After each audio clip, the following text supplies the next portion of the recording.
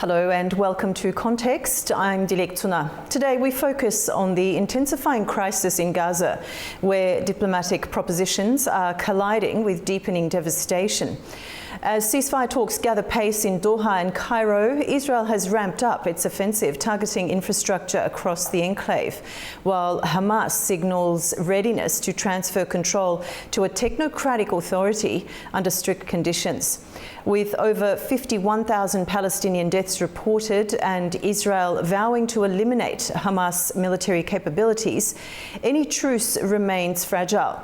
The proposed deal includes phased Israeli withdrawal, a multi-year ceasefire, and the release of captives on both sides. Yet Tel Aviv remains wary of concessions that might allow Hamas to regroup. And meanwhile, international pressure mounts. Aid agencies warn of famine and disease as Gaza's health system collapses under blockade.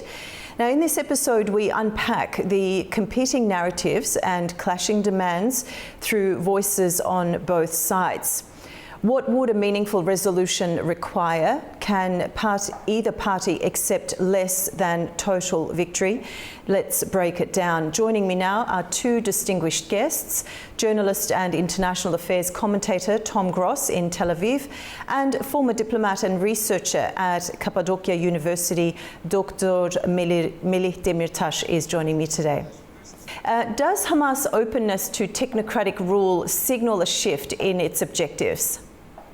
Yes, we can talk about this issue, I think, in detail in just last 1.5 years. It is a technocratic rule, as you said, yes. In every rule, every kind of maybe crisis management, we can see that some decisions are taken somehow harshly and inhumanly. And I think, like Israel's government, like Mr. Netanyahu's decisions, Hamas decisions can be sometimes, of course, one-sided. Of course, it wants to maybe protect the land, the very legitimate, maybe historical land also of the Palestinian people, but somehow about keeping the truth, about this humanitarian stability, I think both sides need somehow more diplomacy in their, especially in their behavior of this policy making. I think Hamas decision takers had much more influence by Israel's harsh military attitudes. It is absolutely true that 15,000 people, it's not a small number of people, I'm sorry to tell that, but Israel's government must see that every loss of every civilian corner, every civilian hospital, school, and every camp, refugee camp, can really signify and can really mean the process of this strengthened Hamas in the radical sense. Because in terrorism studies, as we all know, in security studies, in politics, one side's loss or one side's inhumanitarian attitude can mean the strength or radicalization or marginalization of the other side. I am very sure that Israel's security experts, they are very, professional people in the sectors of American politics, British politics. In every corner of academia, we can see some Israeli voice. And they are really knowing that the security studies means a lot for international diplomacy, international stability theory. But somehow in this 1.5 year, in the last 1.5 year, we cannot see any attempt to have a real diplomatic sense. Yes, we have hostages, but still in the diplomatic sense, with some concession ideals, in this ceasefire ideal, which just started 2 months ago, it can have some positive results, but it suddenly ended. And now another phase started, a very harsh humanitarian phase we just entered. Okay, all right, thanks for that, Dr. Demirtas. Now, my other guest, my first question to you was, can Israel accept a ceasefire that leaves any Hamas political structure intact? Well, only if Hamas was to renounce violence and want to become a regular political party. I mean, if Hamas wants to be interested in having two states and building up governance in Gaza in a practical way, then yes. But to remind people, Hamas was in control of Gaza after Israel left in 2005, 2006, and they spent 20 years building so many tunnels, for example, with billions of dollars of aid, that even after a year and a half of brutal war, 75% of the tunnels remain intact. There's still a massive arsenal. So I don't think there's any chance of a permanent ceasefire or peace or a better life for Palestinians with Hamas in its present format in power. They would have to become a kind of responsible government, not a sort of jihadi guerrilla force. Okay, well, we'll continue with my second question to you as well, Tom, and then we'll go back to Dr. Demirtas. What guarantees would Tel Aviv require before agreeing to withdraw? Well, Jerusalem is in fact the capital. They would require a lot of guarantees because there is very, very little trust. This is now Israel's longest war. Even now, rockets are occasionally heading towards Tel Aviv and other Israeli population centers. So Israel wants to know that after any ceasefire, Hamas or any other group won't use it simply to rearm and prepare for the next stage of battle. Any ceasefire to be meaningful, and not just for Israel, but for the international community, anybody who's going to be asked to fund the rebuilding of Gaza, which is a huge endeavor, will not want to do it when there are groups on the ground that want to continue a war.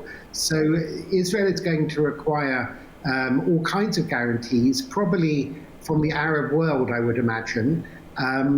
Look, it's about governance. I've said this from the beginning. You look at other places in the Mediterranean coast in the Middle East, like Beirut. Beirut was rightfully once described as the Paris of the Middle East. And you know what? Gaza could be a very prosperous and nice place. But in order to do so, there has to be a government in place, obviously run by Palestinians with international aid, but that government must have the interests of the population at heart in order to build up a prosperous society, not spend all their money preparing for war or militarizing the population with radical Islam. Okay. All right. And just a note for both my guests here, if you'd like to talk to each other's answers at any time, please feel free to do so. Now, Dr. Demirtas, how sustainable is any truce that excludes a path to Palestinian statehood? It is the longest story of the first, after the First World War. We must not forget, first of all, the creation of the State of Israel.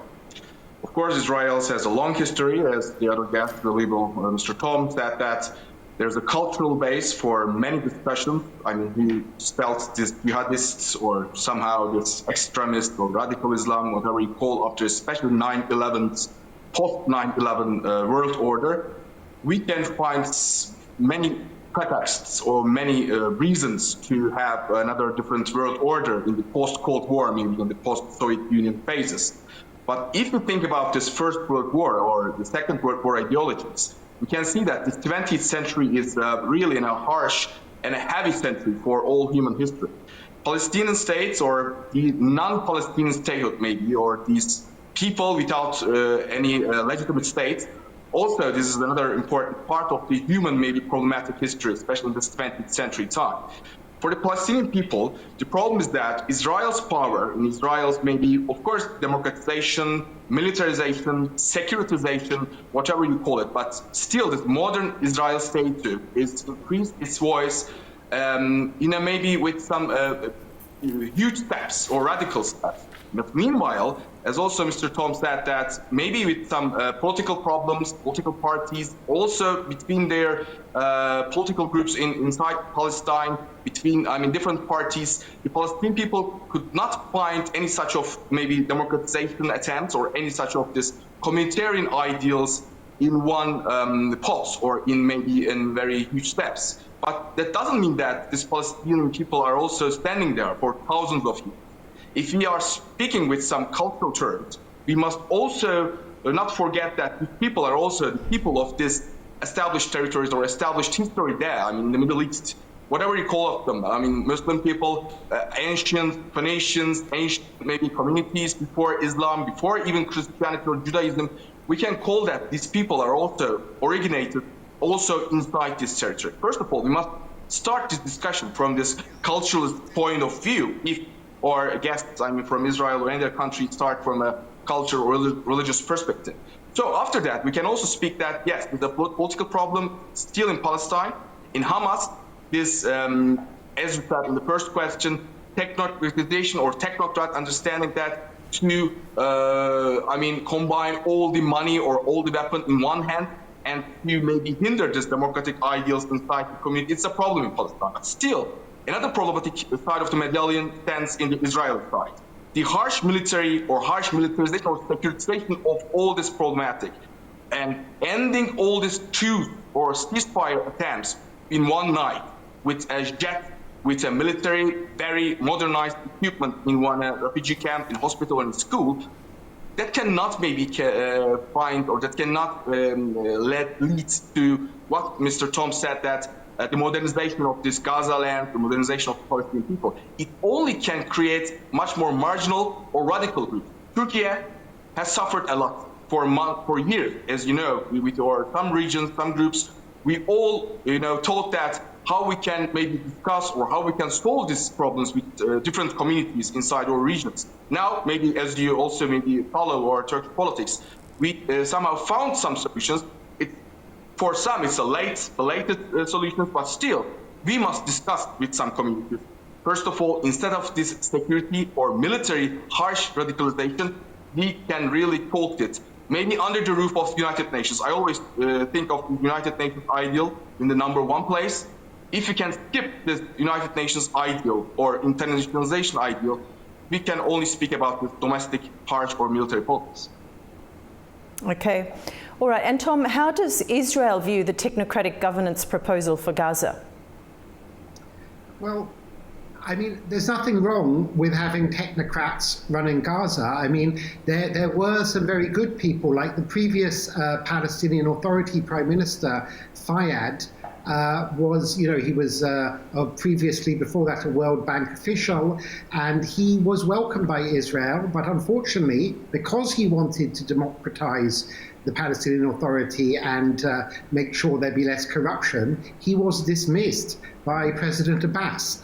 But Salam Fayyad, the previous Palestinian Prime Minister, would be an ideal person. He has lots of connections to the IMF, World Bank, and he has the trust of international donors. He'd be an ideal person to be involved in a technocratic government. But again, it's not just about a technocratic government. Whoever controls the security and the guns, they have to make a decision in Palestine.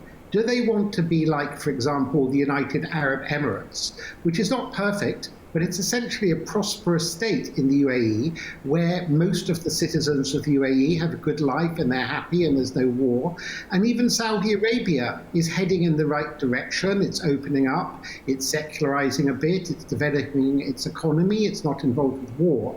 Or, in the future of Palestine, do they want to put all their resources into building up guerrilla, militant, terrorist, whatever you want to call them, forces? And I would suggest that in the Arab world, the mood is against Hamas and their partners, Islamic Jihad. Yesterday in Syria, it was announced that the two leaders of the Palestinian Islamic Jihad in Syria, and just to remind people, Islamic Jihad also participated in the October 7th invasion from Gaza of Israel and the hostage taking. Anyway, in Syria, the two leaders were arrested, the Palestinian leaders. They previously enjoyed kind of star status under the Assad government in Syria.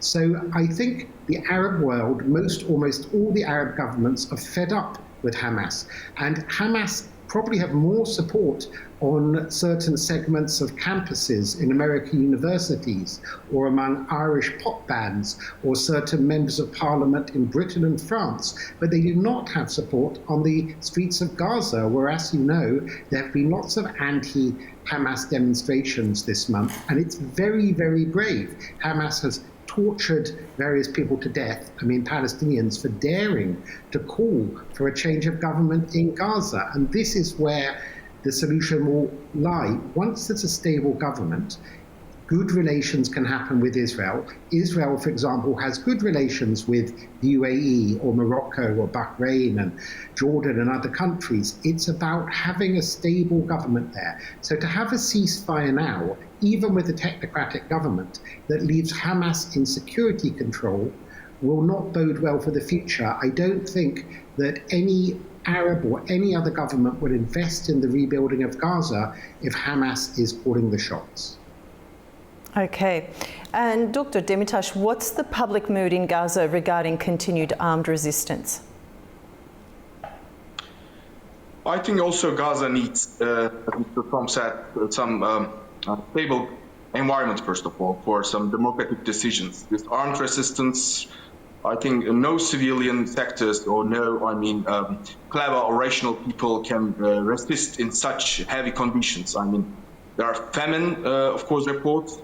There are many reports that civilians, especially very small children and all these unprotected families, are, of course, without any shelter in such an environment. Because guerrillas, terrorists, whatever you call it, also very acute Israeli military men or special forces agents, they can protect themselves. We can know this. But the problem is that still, all the land, Gaza, Palestine, is like a big, war zone, a big, like this,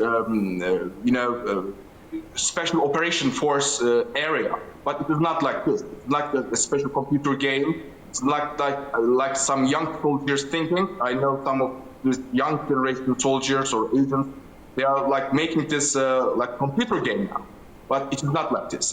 Also in Ukraine, also in Gaza, it is surrounding Turkey's territory very harshly, and we are always so sad about these losses in civilian, also in our northern, also in southern parts of our land. But still, we cannot find also any real and durable solution, because I think this armed resistance ideal is somehow also inside this maybe spirit of the Palestinian people since maybe the second half of this 20th century.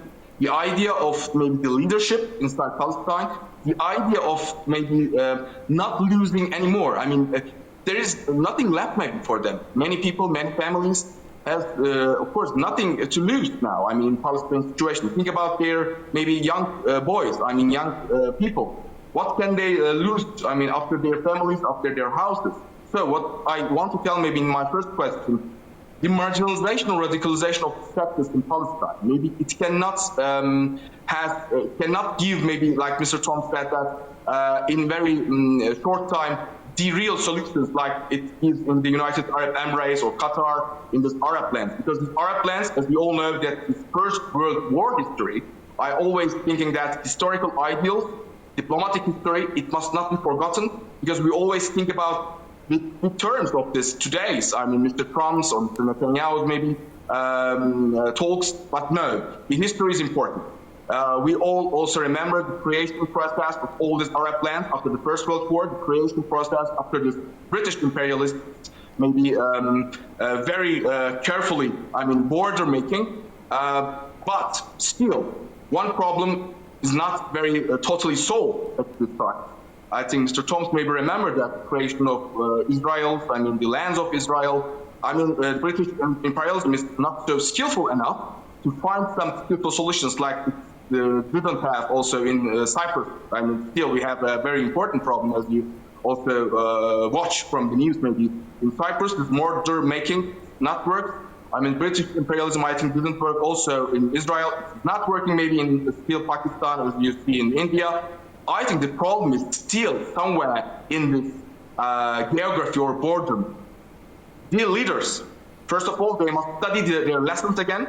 This is also for Mr. Netanyahu, also for Mr. Hamas leaders, or whatever you call, also our leaders, not maybe forget sometimes this importance of history. but still it doesn't decrease the importance of humanity.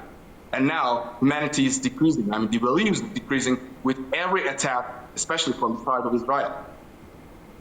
Okay, and Tom, is the continued blockade a strategic necessity or a humanitarian liability? Well, it's both. Look, both from a humanitarian point of view, but also from a strategic point of view, everybody should want everybody, including, of course, the population of Gaza, to be healthy and happy and well-fed and live in peace. But the problem is that there's never been actually a lack of food. The problem has been the distribution of food inside Gaza, because Hamas have used it to hoard it for their own fighters or to deny it to elements of the population in Gaza who have opposed Hamas. But I just want to mention something else in regard to what your other guest said about history. Look, populations that didn't get on can get on quite well relatively soon afterwards. So if you look at, for example, European history, Germany invaded France 3 times between 1870 and 1940. And Alsace-Lorraine, the territory in between France and Germany, switched sides. Today, the borders are completely open. You cross the border between France and Germany, and it doesn't really matter whether Alsace-Lorraine is in France or Germany. And I can give you many other such examples in Europe and elsewhere. And why doesn't it matter? Because on both sides, in France and Germany, there are responsible democratic governments, and the nature of democracy means that the governments have to look after the best interests of their own population, otherwise they get voted out. So in the Palestinian Authority in the West Bank, President Abbas is in the 20th year of a 4-year term. He will not go to elections because he knows he will lose them. Hamas also have never had elections for 20 years. So Israel is for sure not perfect. But next year there will be elections in Israel. And again, Israelis will vote primarily on the well-being of their own situation, economy, security, transport, education. There needs to be an accountable government inside Gaza and indeed the West Bank. And there'll be a self-interest in both sides getting on and building for a better future, as there is now between Germany and Poland or Germany and France. So it's about political governance. Any ceasefire that leaves Hamas or any similar group with armed resistance or whatever you want to call it in place is only a ticking bomb for the next war. Okay. Dr. Demirtas, you're free to answer Tom as well, or I can ask you my next question. Our international mediators... Sorry, go ahead. Thank you. So, Mr. Tom, Alsace-Lorraine is always a very famous example, yes, as you, from Otto von Bismarck, I'm from Iron and Blood theories of German unification. It is always unsolved situation of the territories of Europe. We all know that, yes. We are German and French, centuries of rivalry. But still, the important point is that, of course, the Americanization, maybe the American also, don't forget of Marshall important plans, the Marshall Aid program of the Second World War, and maybe this Americanization, and maybe post-Second World War situation you talk about. I agree that this democratic theories work there, but still I think the region in the Middle East doesn't witness yet. I mean, it hasn't witnessed, we cannot find any such democratization attempt in a true sense. As you said that with Arab lands, of course partially Palestine, maybe Israel's democratic situation, yeah, it works very well, but still it is securitized in the hands of some government groups, in the hands of some technocratic, of course, officers, but still we need more democracy. I agree with this. But still the cultural and historical situation, it maybe can be bound, it can be counted with the understanding of this maybe 20th century unsolved problems. Maybe after this post-Ottoman era, we can find also still in our geography some of the situation inside our geography, inside the community. But still, I agree that this democratic problem is a problem of the region, but also of the Arab lands, also Israel partially, also our country, I mean, Turkey and the other countries. We need to talk about this democratic theories.